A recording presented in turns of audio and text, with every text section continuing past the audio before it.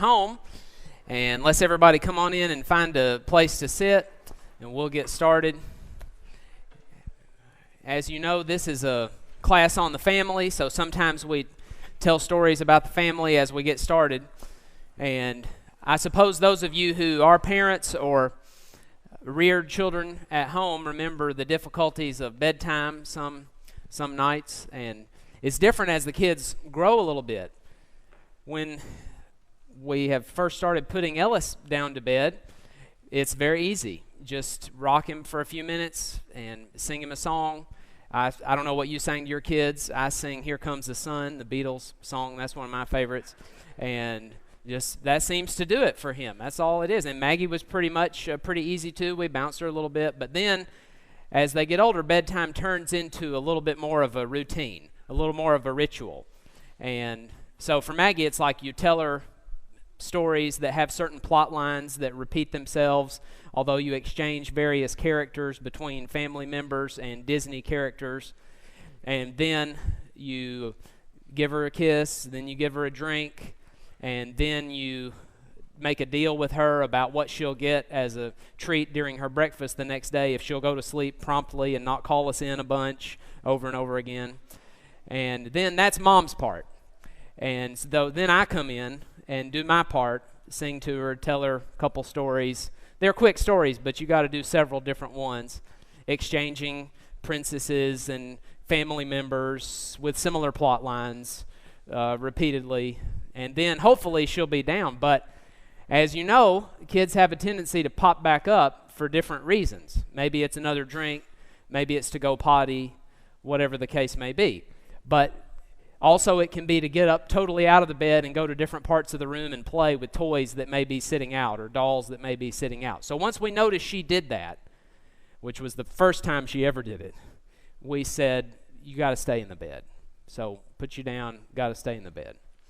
You'd think that would work, but she can put her hand outside of the crib through the barbed wire, not really, but through the fencing and catch something that's out there and pull it in. So she never got out of the bed, technically, and she's playing with that. So then we said, okay, no pulling of any of the dolls or the things outside of the bed into the bed. Stay in the bed. You'd think that would work. But then it's also sitting up and talking and singing and this and making believe and all that can prolong things for surprising amounts of time. If you don't watch it, it can go an hour or two before she's asleep. So we ruled that out. No sitting up out of your blankets and singing and all that. We got to be going to sleep. You'd think that would work. Last night, or yesterday at nap time, I guess this one was, I came in just checking to see if she had gone to sleep. I hadn't heard anything. And I just saw this shape of a blanket, and somebody's under the blanket sitting up, and I pulled it off, and you know what she was doing? There was not a bear in there. There was not a toy in there. There was not anything of those things that we had specifically forbidden. There was an entire puzzle. All of these puzzle pieces. She loves to do puzzles, but this was like 20 pieces of puzzles under there. And I don't know how she thought she was going to get it together. In the dark, under a blanket, how is she ever going to put it together? But she thought she could. So you know how long she had that on the bed? After I saw it, I swiped those off and laid her down and talked very lovingly but very plainly. You're not to do puzzles in the bed. And anyway, she finally went to sleep. But you've probably gone through the perils of this and different variations on it. Kids are pretty similar in that way, not wanting to go to bed. Okay, ready for our quiz? We always do a quiz on last week's material. This is a class on the Christian home, and we've been going over the responsibilities of husbands and the responsibilities of wives, and then child rearing. This was from our class on correction last week. Remember, we had a class on the discipline aspect of teaching our children, and then we had a class on the discipline aspect of correcting our children. And so last week we dealt with Ephesians chapter 6, telling us to bring up our children in the discipline and in the instruction of the Lord. And part of that word, I don't know that I said the Greek word last week, but the word paideia means what? Does it mean correction? Is that part of the definition? That's not all of it, but that is part of it, isn't it? So the answer would be true. Good. Number 2, multiple choice. Which of the following is not something the Bible teaches?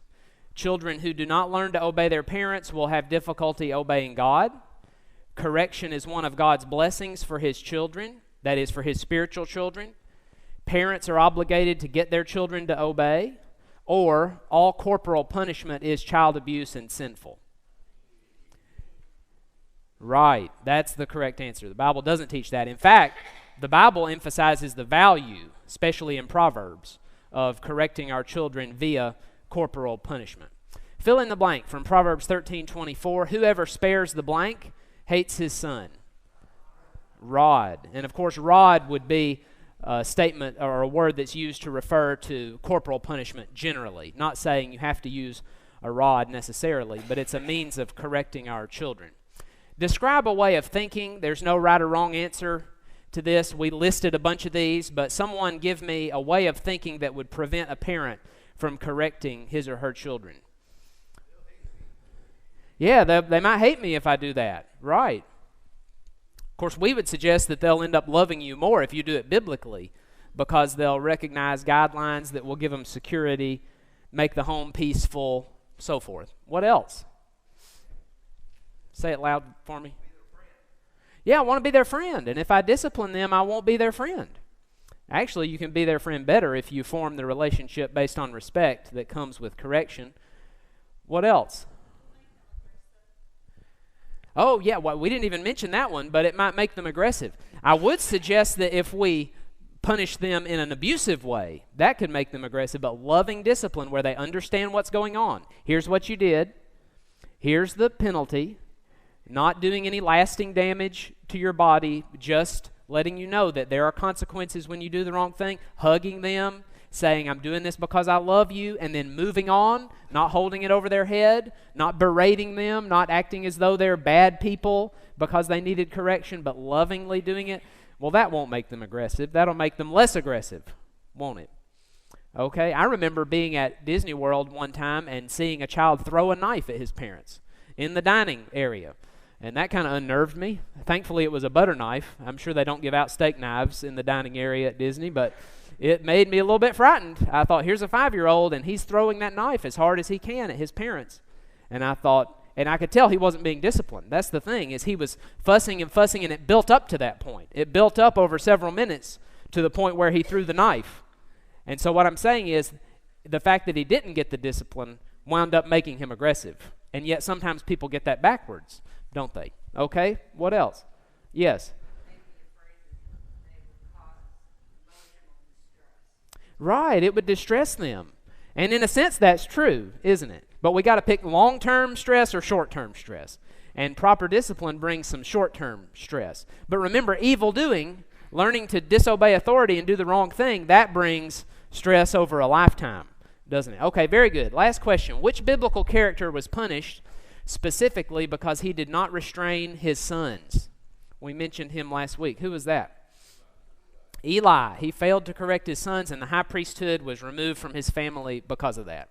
So here's our topic for today, and then we have some more topics after that. Next week, we're talking about how to teach our growing children a godly view of sexuality. And, of course, we have to do that at age-appropriate levels, and we'll discuss how to do that. I feel ill-equipped to do that next week because I haven't had a kid old enough to discuss that with yet, but we can say something about what the Bible says. You may have not have considered that the Bible does imply some ways in which we can do that. So we'll discuss that next week. But today, the obligation of grown children. So we're talking about children in most cases when they've moved out of the house. What are our obligations? I fall into that category. My parents are still living. They live in another state. So what would be my obligations to them? And many of our students in the class today may be in that same situation. You are not living in your parents' home anymore, but what are your obligations to them biblically?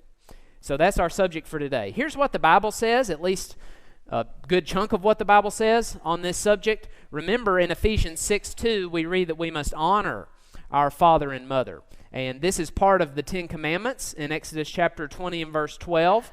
And this word honor, whether you're looking at the Hebrew word translated honor in Exodus 20 and verse 12, or the Greek word in the New Testament translated honor, when Paul brings up this command in Ephesians 6:2, refers to treating with weight or taking it seriously, having some gravity in your view of your parents. That is, they count for a lot with you, and you treat them accordingly. Interestingly, this word is used in a variety of passages to refer not only to how people relate to their earthly parents, but also how human beings relate to God. The Bible says we should honor God, Matthew 15:8, Mark 7:6, but then also says, honor your father and mother. Of course, that's on two different levels, isn't it? The Bible says we should pay honor to whom honor is due, and those would sometimes be human beings, but ultimately all honor goes to God, and whatever offices people have that would deserve our respect come from God. Remember, Jesus told Pilate that he wouldn't have any power or authority unless it had been given him from God. So everybody who has authority, which would merit our honor, gets it from God.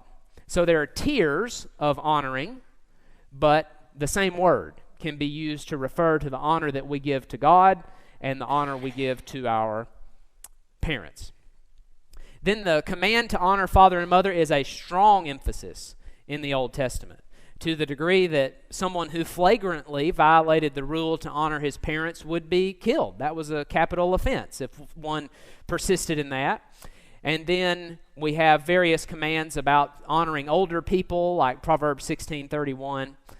I'll leave you to track down those passages for time's sake and read all of what the Old Testament says. And again, if you want these slides, just give me your email address and I'll give you access to a folder where you can go through all these passages at your convenience. Jesus taught that we must honor our parents in Mark 7 and in Matthew chapter 15. And of course, you'll remember that the Pharisees had a special method whereby they could avoid honoring their parents, namely to say that the money that should have been given to support their needy parents was actually a gift to God. And they used the word korban, which meant a gift, and they said this is a gift to God, which a lot of scholars think meant that they were just going to keep the money themselves. That actually they would say, I'm going to use this for spiritual work. You know, I'm a Pharisee and all. I'm a religious leader, and actually they were just pocketing the money. So instead of using it to sacrifice to help their parents, they would use it for their own gain. That's what the New Testament would call filthy lucre in passages like 1 Peter 5, when it discusses how elders aren't to be in the business of shepherding for the purpose of lining their own pockets. That would be filthy lucre or ill-gotten gain. We don't use the phrase filthy lucre very much. Some aspects of honoring may be performed differently in different cultures. For example, Eastern cultures, from what I'm told, are more focused on honor as a central concept in their ethics than those of us in the West are. Honor, the idea of honor, carries a lot more weight. Maybe in the West, our central ethic may involve love. And actually, increasingly, I'm afraid the central ethic in the Western nations involves self-attainment or self-gratification or self-accentuation or just doing whatever epitomizes the essence of you. That's what many people say. Do whatever you feel to be from the deepest part of yourself. Remember, psychologists will say things like, what do you think you should be? That's the basis of much modern psychology. So that would be a different ethic from the idea that we should honor other people. So although the expression of honor may be different in different cultures, everybody's obligated to it. So whatever honoring looks like in your culture, as long as it's legitimate honoring, then that should be done. Where your parents would say, my children do honor me. Maybe we have a celebration of Father's Day, and it may not be a Father's Day in every culture, but we should do Father's Day. We should honor our fathers on Father's Day because that's how our culture honors parents, one of the ways, and so forth. You can see the point. Honoring parents must show itself in supporting them during their time of need.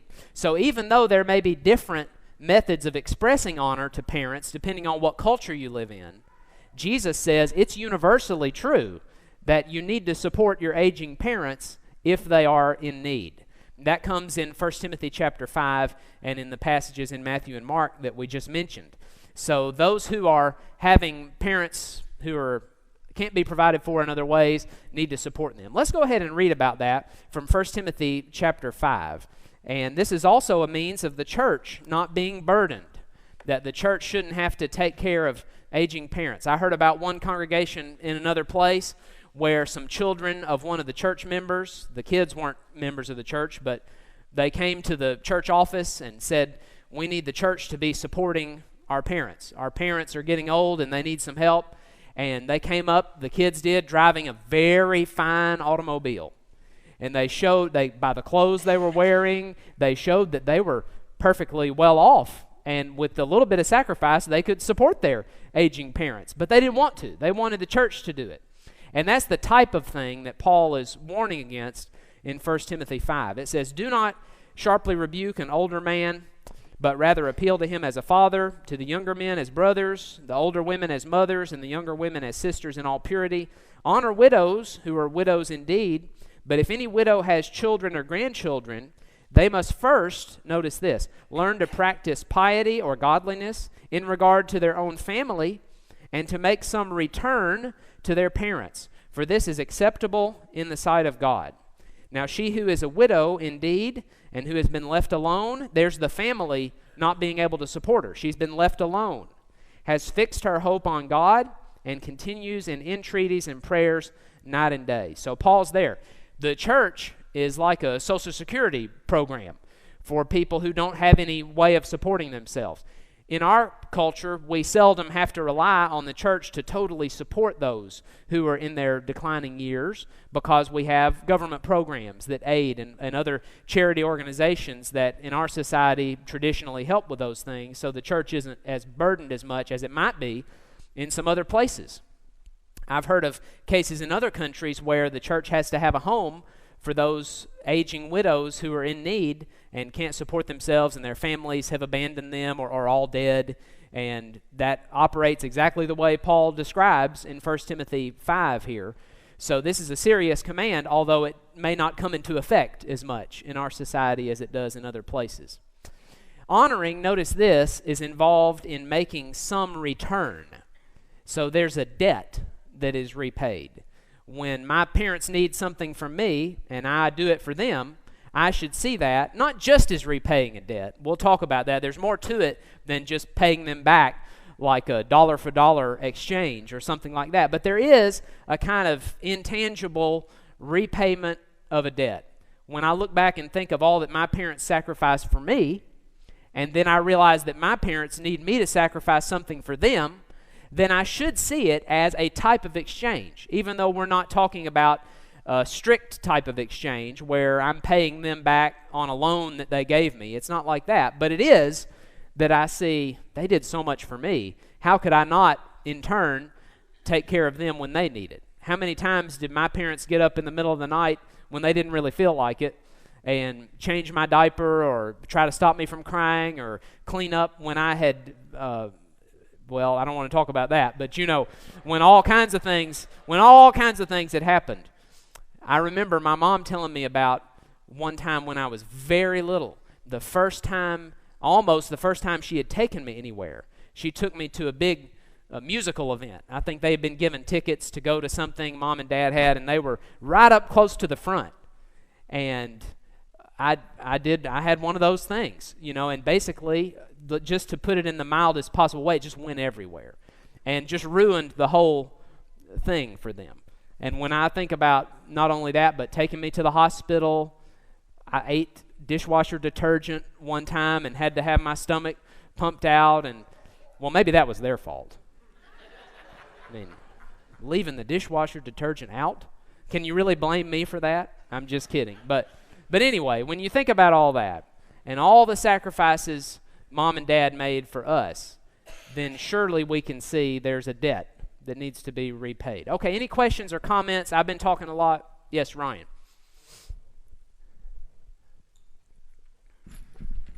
We have a microphone so that the YouTube people can hear the comment. So let's have Ryan get the mic here. I've asked my mom this several times. Say, how can I pay y'all back financially?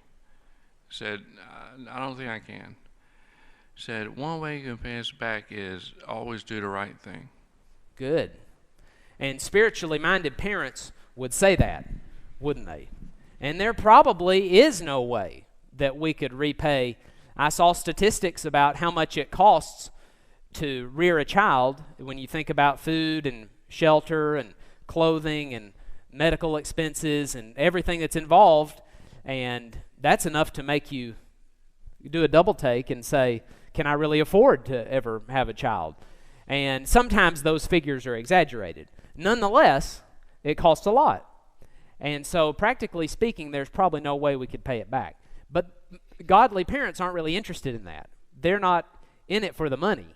They're not anticipating a payoff. They're anticipating not a monetary payoff, but a spiritual one, whereas they rear their children in the way they should go and see it as an investment and feed their kids not just for the purpose of filling their stomachs, but giving them an opportunity to grow and learn and be a servant of God. They see the long term, where their children can grow up and go to heaven. They want to see their children in heaven. That's really the payoff. They're laying up treasures in heaven and not on earth. Okay, one more comment. And as we get over there, let me tell you about this. This is a study done by the University of Michigan. That it was commissioned by them, but it was actually carried out, or it was conducted by Michigan, but actually commissioned by AARP. And here's the results. Over 1/3 of Americans from ages 50 to 80 report feeling a lack of companionship some of the time and little socialization. So that's a big chunk of our more elderly population. See that they're lonely. Seniors who lived with their children were more likely, this is interesting, more likely to report a lack of companionship than those who didn't live with their children. The determining factor in whether a senior felt lonely was not whether he lived with his children, but the quality of relationships he did have. I bring that up to say, often the best option is to bring our aging parents into our home, but we should not feel that that's the only option. We need to think about what would make our parents happiest. Listen to them. Listen to what their reflections about their lives. It may be that being in an environment where they can have a variety of relationships with people their own age may be the thing that makes them feel the least lonely. So we would never say it's bad to take your aging parents into your home with you. In fact, we salute the people who do. And we appreciate so much the sacrifices you make. But the environment of some of the other places that are options for older people may actually be the thing that makes them feel less lonely. I'm just saying, the Bible doesn't tell us. The Bible says make provision for them. It doesn't say how to do it. So we need to look and see what is the best option for the happiness of our parents in their declining years, and also the medical care. My grandparents are in an assisted living facility in Huntsville, where it's nearby to where my parents go by there and visit them. It seems like every day they're over there doing something. They just got moved in recently, so they're still kind of fixing up things for them there. But they need more care than my parents could ever give them. And that's working out pretty well. That may be the case in your family. I don't know. Okay. My father always told me that you didn't pay for your raising until you raised your own. When I was younger, I thought that was about money. When I had children, I realized it wasn't. That's right. You see, my parents and yours, if you had spiritually minded parents, don't want us to make our focus trying to save up enough to pay them back, or to make the primary focus in our lives pleasing our parents. They want us to invest ourselves in the grandchildren. And that makes them happy when they see that their grandchildren are being reared in the Lord. Those are spiritual parents. Okay, honoring is not obeying. That's the last thing I wanted to say about this idea, the biblical idea of honoring your parents. Doesn't mean you obey them. In fact, there's a distinction made in the passage between children obeying their parents and honoring father and mother. A child leaves father and mother when he grows up and cleaves to his wife, and the two shall be one flesh. So a new household is formed. A son leaves his father and mother emotionally and financially and to some degree socially. He has his own home. And in 1 Timothy 5:8, we read that if he doesn't provide for his own, then he's denied the faith and is worse than an unbeliever. So who's his own? It's not mom and daddy's house. It's his house. So he's going to leave father and mother. And the children are to obey him. The father is to bring up his children in the discipline and in the instruction of the Lord, not the grandparents. At least that's not the ideal. Sometimes it needs to be that way. And we're not criticizing anyone who's a grandparent who's trying to rear your grandchildren. We salute you and applaud you for what you're doing. That we're talking about the biblical ideal, which is that mom and dad rear their kids with the leadership of the dad primarily in the discipline and in the instruction of the Lord. Sometimes mom and dad, in some combination, don't do their job, and somebody else has to fill in so that the children have the best shot of going to heaven. But ideally, biblically speaking, there's a separate household. And there's honoring going on, which means when grandparents say to their children, we want you to consider something we're saying about how to rear your children or how you manage your household. Could we give you some advice? What will an honoring child say when his parents bring up something like that? They will say, tell me what you think. I may not do everything you suggest because I'm not obeying. I'm honoring though, and I'm going to listen attentively, and I'm going to take it into consideration. That's somebody who's honoring even if he may not be obeying, because he's the spiritual leader of his own home. Any questions or comments about that pattern? Anybody want to mention anything about that? Okay, then, having said what it means to honor, at least in some measure, let's consider the promise.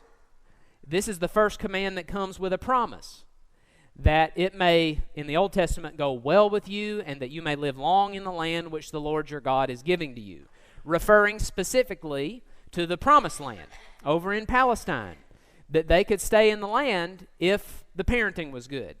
I know that there are a lot of other qualifications that the Israelites needed to meet in order to stay in the land. They needed to avoid idolatry. They needed to keep all the 10 commandments. They needed to set up the Levitical priesthood. They needed to go on down the line, 613 Old Testament commandments. They needed to be faithful to the law. But what does it really come down to? If parents rear their children in the Lord. Because if they don't, then the other things will just fall apart, because the children won't be brought up to do what God says, and the kingdom won't last. And that's exactly what happened in the long term. And even though we don't have a detailed record of how a lot of parents in Israel were parenting, we do have what the kings were doing, and we know how children in general were turning out. And so the implication is children weren't brought up to honor God-honoring parents. So, what does it say in Ephesians then? It says that same promise applies, although it's simply that you may live long on the earth or long in the land. The implication is long life, healthy life will be yours when you honor your father and mother. That's true on the obedience level when kids are little, because if you can't get your kid to stop from walking in the street, he's probably going to get run over. And if you can't stop your kid from touching the hot stove, then he's going to get burned, and worse things are going to continue to happen. He's going to fall off a high place. Just go on down the line of things that are going to happen to your kids. If you can't get them to stop what they're doing or modify their behavior in some way, it'll be perilous for them. But what about when kids get older? Isn't it still true that life will be longer and better for them if they practice good habits that their spiritual parents teach them? And then ultimately their life will be long in the sense that they'll have everlasting life in heaven after this life is over. So honoring our parents will involve listening to sound advice. And if we have Christian parents, then we're in a position to really listen and take it in. Doesn't mean we obey. We don't feel obligated to do or think or say everything just because mom and daddy said it. That wouldn't be biblical, would it? What if we thought to ourselves, my highest standard is really what mom and daddy say, and then somewhere down here is what the Bible says? That'd be backwards, wouldn't it? Got to do what the Bible says, even if mama and daddy should tell us to do something different, or grandmama and granddaddy for that matter. But there is this matter of heeding good advice so that we go in the right way. Honoring is not simply showing gratitude. I'm going to talk about some things that honoring is not exactly. Although gratitude is involved, and Christians are grateful people, Colossians 3:15 says to all Christians, be thankful. Ephesians 5 says, give thanks in all things. So always we're giving thanks, and that would include giving thanks to our parents for what they've done for us. But honoring our parents is not merely showing gratitude. I mean, suppose we thought it was that way, that everything we did for our parents was just being grateful to them. Go out to lunch with them, and we say, we're doing this as a means of showing gratitude for everything you've done for us. Go visit them at the hospital and say, this is our Thanksgiving. This is showing our gratitude. Anything we do. Well, our parents might say, you've shown me gratitude. And that's enough. I mean, at some point, you have thanked me. And I don't need extended shows of gratitude all the time. And it would be awkward, too, because if they sacrifice more for one child, then his attention to mom and dad would need to be more than the duties of a child for whom not as much sacrifice was given. I mean, let's say the first child was a real headache, and he caused mom and dad so much trouble, they spent a lot more time and energy and blood, sweat, and tears rearing this first child, and the second one was like just so easy, well-behaved, kind, well-mannered, never misbehaved, it seems. If gratitude is all there is to it, then the first child would owe mom and dad a lot of gratitude, and the second child wouldn't owe as much. But that doesn't make sense, does it? It seems that all children who grow up with good parents owe their parents a lot of gratitude. And also, acts of gratitude can be secretive. We can do things to show people we're grateful without even ever telling them. But parents need to know that we're grateful. Our relationship with our parents need to be such that we're not doing secretive things for them. So I'm bringing this up not just to say that gratitude is excluded. Gratitude is definitely included, but it's not just gratitude. It's not just being thankful. And then it's not simply repaying a debt. I mentioned that before, that there is debt that needs to be repaid, 1 Timothy 5:4, but it's not as though we could ever discharge our payment to our parents and say, well, I've done it all now, so I don't need to have anything to do with you anymore. One can never say that your debt is discharged, and our life circumstances actually dictate how much we can do for our parents anyway. Let's say you've got a parent who lives just down the street from one of the children, but in another state from another child. The child who lives closer would seem to owe mom and dad more, at least in terms of daily communication and effort. My sister lives closer to my parents than I do, so right now, if something were to happen to my parents, I would probably call my sister and say, can you get over there? Because it's going to take me longer to get there than it would take you to get there. And she would need to do that because she's closer. That doesn't mean that either of us has more or less obligation based on what happened in our childhoods. I'm bringing this up to say it's not just debt. A debt is involved, but debt doesn't cover what's going on. And then we would say honoring is not simply enjoying a friendship.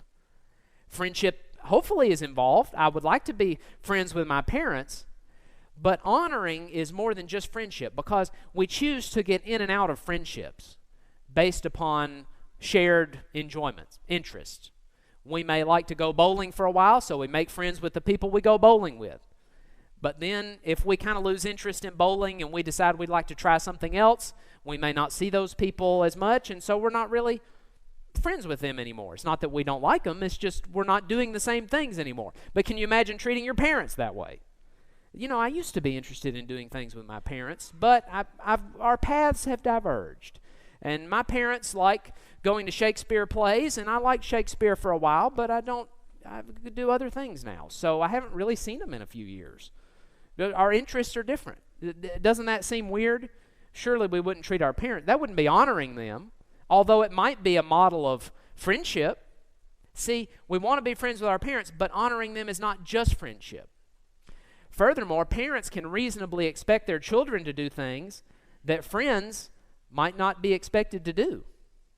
And all of us can think of things that we've done for our parents if we have aging parents who have been in need at some point where we've sacrificed a lot at the drop of a hat for them, whereas with friends, if they called us and said, can you come do this for me right now? I really need you. We might do it, but we would be thinking to ourselves, why didn't they get somebody in their family to do this? It seems like I'm happy to help, but this is really something a family member should be doing. because there's a difference between friendship and honoring our parents. So even though gratitude is involved, it's not just gratitude. Our parents might say, stop telling me you're thankful all the time. I know you're thankful. I appreciate it. It's not just paying off a debt. We never could calculate that kind of a debt, never could say we've repaid it no matter what we did for our parents, and debt doesn't seem to cash out what we're obligated to do depending on our life circumstances. If one child is a lot more well off financially than the other, the child who has more money would seem to have a greater obligation to the parents. Not because the parents did more for that child. You see, debt doesn't really capture it. Nor does friendship really capture it, even though we would like for friendship to be involved. It's rather something deeper. Honoring, I would suggest, and this is not original with me, there's a philosopher over in New Zealand named Simon Keller who has thought of this theory about how we honor our parents. He doesn't use the biblical word honor, but I think that's what it amounts to. And it's called the special goods theory. Stick with me here and let me explain to you what he means by special goods. And I think you'll find it reflects with the Ephesians 6 concept of honoring parents and also the golden rule. Because Keller suggests that there are special goods that grown children share with their parents and can give to their parents that nobody else can give.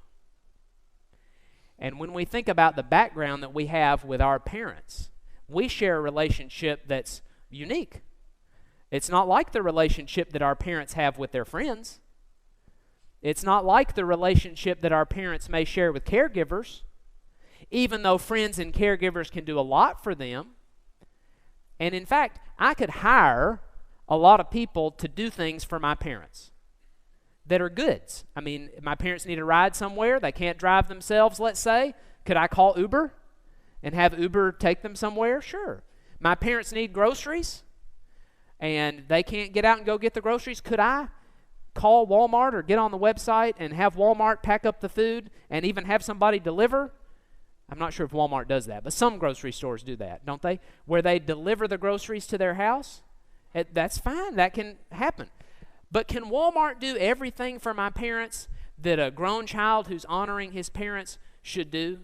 Let's say I can pay for every single physical need for my aging parents to be covered.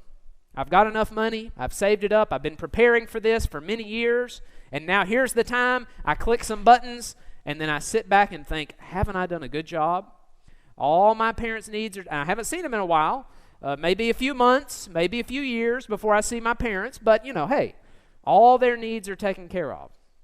I've given them a lot of goods, but Keller says, and I think this is biblical, even though he's not from a biblical perspective, I haven't given them the special goods. There are some things I can give to my parents that are beyond what any other people can give to them because I'm a child in their family. Let me ask you this. Whom do my parents want to come home at Christmas? Is it their barber? Is it their doctor? Is it their people they play, whatever games they play? Do they want their teammates, their bowling team to come over to celebrate Christmas with them?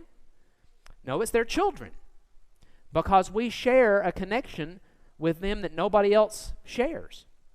And in fact, as we get older and one of our parents dies, who is it who in all the world can have a special connection to the departed parent with the living parent? Only the children share that bond.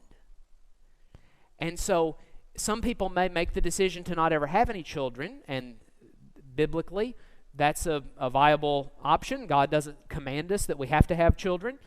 But if somebody's thinking of making the decision to never have children, I would just mention, and if you've made that decision, I'm not criticizing you, but I would mention, if someone were asking me about that, there may come a time when your spouse is no longer with you and you're getting older.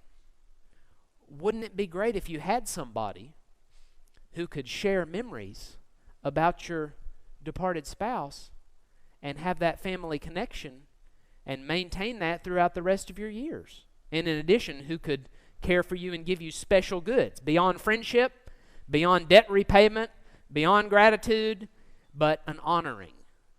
And that's a special bond between aging parents and their children that is irreplaceable. Actually, literally, there is nobody else in the world who can do that for them. And if that's the case, then shouldn't we give it to them? If this is something that would be a great benefit, this is what Keller argues, and I think it's biblical, based on the golden rule. Do unto others as you would have them do unto you. I want my kids doing this for me. If there are some special goods of a unique relationship that would enhance my parents' lives sevenfold, let's say, and I can give it to them and nobody else can, no matter how much money I pay them, nobody else can give that to them, shouldn't I do it? I suggest following the golden rule means I will honor them by showing them the kind of attention that reflects giving them these special goods of sonship or daughterhood. Okay, any questions or comments? Does that make sense? You see what I mean about this special goods? How I can give some special goods to my parents that nobody else can, and because these are extremely meaningful special goods, I should go ahead and give those to them. Share a healthy relationship with them as best I can. Okay, comment. One of the most powerful popular songs years ago was by Harry Chapin, The Cat in the Cradle. And it tells I think it was cats, multiple cats. Or cat is, Cats. with an apostrophe. Cats? Okay. That's a minor detail. Go Okay. ahead. That's a minor detail. Hey, Go I'm ahead. old. But it tells the story of a daddy who didn't have time for his son. Right. Every time the son wanted to do something with daddy, daddy was busy. Right. And then the role was reversed as the son got to be an adult. And daddy wanted the son to come over and spend time with him then because he had more time. But the son was too busy. Right. Sad, sad state of affairs. And it talks about this very thing. And if you've never heard that song, I suggest you play it in front of young people because it's powerful. Right. I suppose all of us have heard that song, and that is meaningful. When I think about parents spending time with their children, I think of it, and you do too, not just as a way of helping the children learn what to do, helping them behave, teaching them things, but also investing in the future. Just one thing from my childhood, I remember when my parents were paying for my piano lessons when I was a kid, and they paid for a lot of them. It went on and on and on, and even bought me 2 or 3 pianos over the time as we were going through it. And Dad would frequently say to me, he would say, "Now I want you to play the piano for me when I'm old." He said, I'm paying for all this so you can play the piano for me when I'm old. And that's a kind of a crude illustration, but his point was, this was sort of a symbol of a bigger concept, which is, I'm investing a lot in you because I want you to go to heaven and be a happy, productive Christian when you grow up. But there's also this other thing, that I want you to be able to do some things for me when I'm old, and they're trying to make that as easy as possible for me as time grows closer to that. But that's certainly a valid point, that when we sacrifice for our kids up in the middle of the night, playing with our kids when we're really too tired to be up off the couch, then what's happening is we're investing in what's going to happen when we're older. Okay, another comment. I show that we have 2 minutes. Let's do this in the last couple of minutes, thinking that prevents the proper honoring of good parents. I'm just going to run through these, and you can maybe add to this list if you want. My parents are out of touch with my generation, so I am excused. Does the fact that your parents are out of touch with your generation, let's say it's true. Let's say they understand zip about your generation. Does that excuse you from honoring them? Actually not. The Bible doesn't give that excuse. Or my parents don't honor me, so I'm excused. It's more difficult to honor some parents. There are some parents who are ungodly. There are some parents who didn't spend time with their children. There are some parents who were harsh. There are some who were even abusive. It makes honoring more difficult. But honoring still has to be done. And the way parents have behaved in the past may set some limits upon that, just practically speaking. It may be impossible to have the kind of relationship you want, but you have to do your part. Every kid is obligated as he grows up to do his part, to have as much relationship with his parents as, under those limited circumstances, he can have as an honoring child. My parents don't care what happens to me, so I'm excused. The Bible just doesn't give any excuse. My parents are not worth honoring, so I'm excused. My parents have unrealistic expectations. They don't know the difference between honoring and obeying. They want me to obey everything they say, so I'm excused. Maybe the parents do have that misconception. That doesn't excuse us from honoring. My brother is a loser. He does nothing to honor our parents. I can't do this alone, so I'm excused. Maybe you have a bigger burden because your brother is a loser or your sister is a loser, but that doesn't excuse you from trying. I never saw my parents honor their parents, my grandparents, so I'm excused. I didn't have a good example. I don't want to be like my parents, so I'm excused. The Bible doesn't command that we imitate our parents. The Bible doesn't command that we do everything they say. It just commands that we honor them. So it's not saying that by honoring them, you're becoming them. No, you're your own person. You got your own household, but you're doing what you can to show a godly attitude toward them. Okay, I guess we're out of time. Thank you for your comments. See you next time.